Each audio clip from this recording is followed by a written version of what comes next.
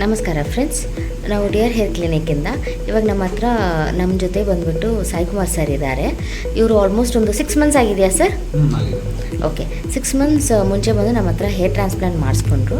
ಇವಾಗ ಬಂದುಬಿಟ್ಟು just follow ಅಪ್ಗೋಸ್ಕರ PRP ಟ್ರೀಟ್ಮೆಂಟ್ಗೆ ಬಂದಿದ್ದಾರೆ. ಇವಾಗ ಅವ್ರಿಗೆ ಹೆಂಗೆ ರಿಸಲ್ಟ್ ಸಿಕ್ಕಿದೆ ಅಂತ ಹೇಳಿಬಿಟ್ಟು ನೀವೇ ಕೇಳಿ ತಿಳ್ಕೊಳ್ಳಿ. ನಮಸ್ಕಾರ ಸರ್.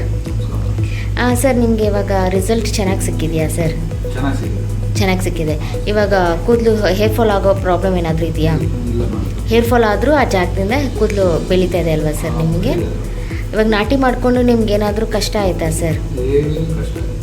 ಏನು, ಯಾಕಂದರೆ ತುಂಬ ಜನಕ್ಕೆ ಏನು ಭಯ ಅಂದರೆ ನಾವು ನಾಟಿ ಮಾಡಿಸ್ಕೊಂಡ್ರೆ ಸೈಡ್ ಎಫೆಕ್ಟ್ ಏನಾದರೂ ಆಗುತ್ತೆ, ಅದರಿಂದ ಏನಾದರೂ ಪ್ರಾಬ್ಲಮ್ ಬರುತ್ತೆ ಅಂತ ಹೇಳ್ಬಿಟ್ಟು. ನಿಮ್ಗೆ ಆ ಥರ ಏನಾದರೂ ನಿಮಗೂ ಚೆನ್ನಾಗಿ ಮಾಡಿದ್ವಲ್ಲ ನಾವು. ಇವಾಗವರೆಗೂ ನಿಮ್ಗೆ ಆ ಥರ ಏನೂ ಪ್ರಾಬ್ಲಮ್ ಬಂದಿಲ್ಲ ತಾನೇ ಸರ್?